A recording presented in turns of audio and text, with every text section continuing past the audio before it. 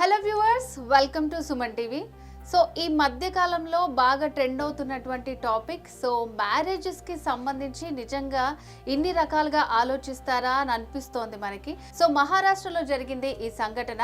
So పెళ్లి CIBIL score తక్కువ ఉందని చెప్పి లాస్ట్ దాకా వచ్చిన పెళ్లిని ఆపేశారనమాట. ఎటెళ్ళిపోతుంది సమాజం, మరి పెళ్లి చేసుకోవాలంటేనే యువత ఆలోచించాల్సిన పరిస్థితి. సో ఈ రోజుల్లో అయితే చేసుకోవాలంటే ఇన్ని రకాల కండిషన్స్ ఉంటాయని చాలా మంది భయపడిపోతున్నారు. సో మరి ఈ టాపిక్ గురించి మాట్లాడదాం. మనతో పాటు ఉన్నారు అడ్వకేట్ నాగేశ్వరరావు పూజారి గారు. నమస్తే సార్. సో మీకు కూడా తెలిసే ఉంటుంది ఈ టాపిక్ గురించి. లైక్ అంటే ఇప్పుడు అబ్బాయిలు అయితే చాలా ఆలోచిస్తున్నారు. నిజంగా సిబిల్ స్కోర్ తక్కువ ఉంటే కూడా పెళ్ళి ఆగిపోతుందండి ఎక్కడైనా. సో మీరేమంటారు అసలు? అంటే ఇప్పుడు జరుగుతున్న పెళ్ళిళ్ళలో ఏంటంటే మనకు వాస్తవానికి చెప్పాలంటే ఏంటంటే ఇండియాలో మ్యారేజ్ అనేది ఫెయిల్ అయింది బాగా. ఓకే, ఫెయిల్ కావడానికి చాలా కారణాలు ఉన్నాయి. ప్రధానంగా ఏంటంటే ఇప్పుడున్న యూత్ ఎవరైతే ఉన్నారో వీళ్ళు లేట్ మ్యారేజ్ చేసుకుంటున్నారు బాగా. అరౌండ్ ఒక 25-30 average marriage time in India 30 years, 35, 32 అంటే కెరియర్ వైజ్ అని చెప్పేసి ఇంకా సెటిల్ కాలేదని రకరకాలుగా చూస్తున్నారు. సో దానివల్ల ఏంటంటే ఆ ఏజ్లో పెళ్లి చేసుకుంటే ఎప్పుడైనా మ్యారేజ్ మ్యాక్సిమం ఫెయిల్ అయ్యే అవకాశమే ఉంటుంది. సో ఈ పెళ్ళి చేసుకునేటప్పుడు ఏంటంటే ఈ వెరిఫికేషన్ ప్రాసెస్ అనేది ఒక్కొక్క పారామీటర్స్లో చెక్ చేసుకుంటున్నారు. కొంతమంది డబ్బు చూస్తున్నారు, కొంతమంది కెరియర్ చూస్తున్నారు, బలగం అంటాం కదా మనకు, ఎంతమంది చుట్టాలు ఎంతమంది, అట్లా రకరకాలు చూసుకుంటారు. సో ఇప్పుడు ఆ కేసులో ఏంటంటే వాళ్ళు సిబిల్ చెక్ చేసుకున్నట్టుంది. సిబిల్ మైనస్లో ఉంది కాబట్టి, అంటే సిబిల్ స్కోర్ చాలా తక్కువ ఉంది కాబట్టి ఫైనాన్షియల్ ప్లానింగ్ అనేది ఇప్పుడే లేకపోతే పెళ్లి తర్వాత ఎట్లుంటుంది అనే ఉద్దేశంతో వాళ్ళు క్యాన్సిల్ చేసుకోవచ్చు. అది ఇప్పుడు నాకు తెలిసి ఆ విషయం అయితే ఇండియాలో చాలా వైరల్ అవుతున్నది. సో ఇన్ని రకాలుగా చెక్ చేసుకుంటారా అనేది కూడా అవుతుంది. నార్మల్గా అయితే ఓకే, అబ్బాయి జాబ్ చేస్తున్నాడా, వాళ్ళ ఆఫీస్లో ఎంక్వైరీ చేయడం ఇట్లాంటివన్నీ కామన్. నిజంగానే అంటే ఆ జాబ్కి, శాలరీకి, సిబిల్ స్కోర్కి అంత సంబంధం ఉంటుంది అంటారా అసలు? అంటే ఇప్పుడు భారతదేశంలో ఫైనాన్షియల్గా కూడా, ఎందుకంటే ఇప్పుడు పెళ్లి విషయంలోనే సిబిల్ అని కాదు, జనరల్గా జాబ్స్ ఇచ్చేటప్పుడు కూడా సిబిల్ చెక్ చేస్తున్నారు. ఓకే, జాబ్స్ ఇచ్చేటప్పుడు కూడా బ్యాంకింగ్ జాబ్స్ కానీ ఫైనాన్షియల్ రిలేటెడ్ జాబ్స్ ఏమి ఇచ్చినా కూడా సిబిల్ చెక్ చేస్తున్నారు. కాబట్టి పెళ్ళి ఒకటే కాదు. కాబట్టి ఒక వ్యక్తి ఆర్థిక పరంగా ఆరోగ్యవంతంగా ఉన్నాడా లేదా, అంటే ఫైనాన్షియల్ పరంగా స్ట్రాంగ్ ఉన్నాడా లేదా అనేది సిబిల్ చెప్తుంది అనేది ఒక జనాల నమ్మకం అంతే. కాకపోతే ఏంటంటే దానిపైన సుప్రీంకోర్టులో కూడా ఒక పిటిషన్ వేశారు ఆల్రెడీ.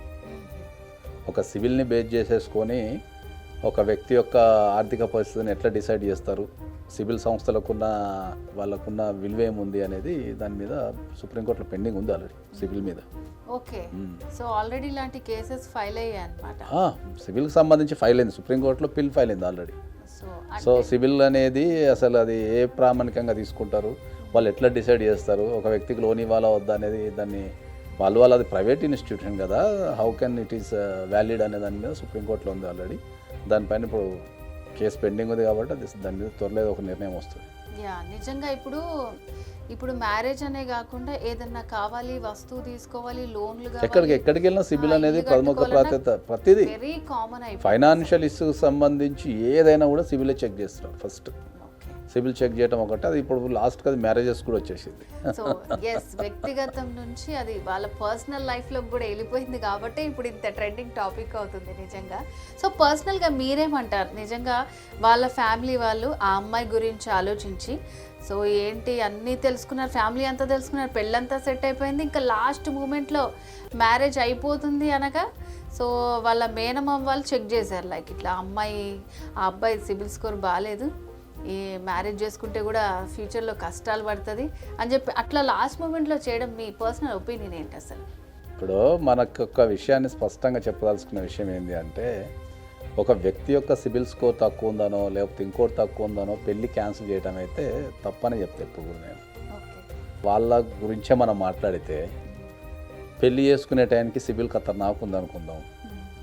పెళ్ళి చేసుకున్న తర్వాత ఏదన్నా కారణం వల్ల ఆర్థిక పరిస్థితుల్లో ఇబ్బంది వచ్చి అప్పుడు సిబిల్ స్కోర్ మొత్తం తగ్గిపోతే అప్పుడు ఏం చేస్తారు? కరెక్టే చెప్పారు. పిల్లల్ని పెళ్ళైన అమ్మాయిని తీసుకొని నీ సిబిల్ స్కోర్ తక్కువ పడిపోయింది కాబట్టి మేము తీసుకెళ్ళిపోతామంటారా? అన్నారు కదా. సో ఎన్నో సందర్భాలలో నేను చెప్పింది ఏంటి అంటే, పెళ్ళికి ఆర్థిక స్థితికి సంబంధం లేదు ఎప్పుడు.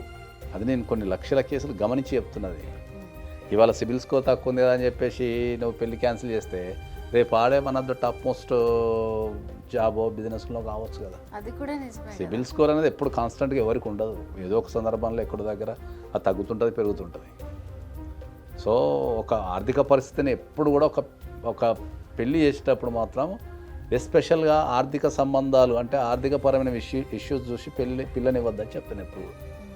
ఆడపిల్లని ఎప్పుడు కూడా ఒక వ్యక్తి కాపాడుకోగలుగుతాడా, ఏ కష్టం వచ్చినా పక్కన నిలబడగలుగుతాడా, కాపాడుకోగలుగుతాడా, ఆడపిల్లకి గౌరవం ఇవ్వగలుగుతాడా, ఆమె గౌరవాన్ని కాపాడగలుగుతాడా, గుణాలు ఎట్లున్నాయి, మంచి గుణం ఉందా లేదా అనేది మనం చెక్ చేసుకుంటే సరిపోద్దని చెప్తాను నేను. ఇవి తప్ప ఇంకా ఆస్తుందా లేదా అంటే ఇప్పుడు ఆస్తున్న వాళ్ళందరికీ అందరూ మంచిగా ఉన్నారా? లేరు కదా. సో పెళ్ళికి ఆస్తికి సంపాదనకు ఎప్పుడు సంబంధం ఉండదని చెప్తాను.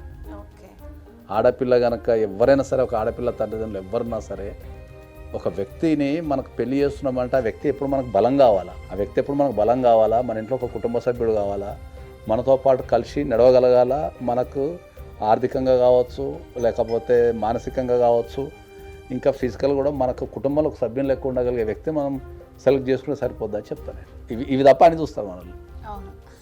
చదువు చూస్తారు, సంపాదన చూస్తారు, తర్వాత మీరు అన్నట్టు ఆర్థిక పరిస్థితి చూస్తారు. ఇవి కాదు చూడాల్సింది. ఒక పెళ్ళికి రెండు కుటుంబాలు కలవాలంటే గుణగణాలు మాత్రమే చూడాలని చెప్తాను. చాలా మంది అంటారేమో ఇప్పుడు గుణాలు ఏమైనా తిండి పెడతాయని. అందులోనూ ఇప్పుడు అసలే చాలా లేట్ మ్యారేజ్ చేసుకుంటున్నారు అందరూ. సో దానికి తగ్గట్టు ఇవన్నీ చూస్తే మీరు అన్నట్టు స్టార్టింగ్లోనే చెప్పారు మ్యారేజ్కి ఎవరైతే ఆర్థిక పరమైన విషయాలు చూసి మ్యారేజ్ చేస్తారో అది డెఫినెట్ ఫెయిల్ అవుతుంది. మ్యారేజ్కి కావాల్సింది ఆర్థికపరమైన విషయాలు కాదు, కంపల్సరీ గుణం. అంటే ఒక వ్యక్తిని కాపాడుకునే గుణం ఉన్న వ్యక్తిని మనం సెలెక్ట్ చేసుకుంటే సరిపోతుంది. ఓకే. సో వ్యూవర్స్, ఎక్కడో జరిగిన ఈ సంఘటన ప్రజెంట్ అయితే ట్రెండింగ్ అవుతుంది. సో అబ్బాయిలు అయితే నిజంగా చాలా ఫీల్ అవుతున్నారు. ఆ వీడియోస్ కానీ ఈ టాపిక్కి సంబంధించి ఏ వచ్చినా సరే చాలా రకాల కామెంట్స్ చేస్తున్నారు. ఇంకా ఫ్యూచర్లో పెళ్ళిళ్ళు అయినట్టేనా అవి ఇవని మాట్లాడుకుంటూ ఉన్నారు. ఎక్కువగా నెగిటివే స్ప్రెడ్ అవుతోంది. సో మనకి ఇప్పుడు అడ్వకేట్ నాగేశ్వరరావు పూజారి గారు చెప్పిన విషయాల్ని బట్టి సో ఒక మ్యారేజ్ అవ్వాలంటే ఎలాంటి లక్షణాలు ఉండాలని చాలా క్లియర్ కట్గా చెప్పారండి. సో అట్లా కనుక ముందుకెళ్తే మ్యారేజ్ వ్యవస్థ అనేది చాలా బాగుంటుంది.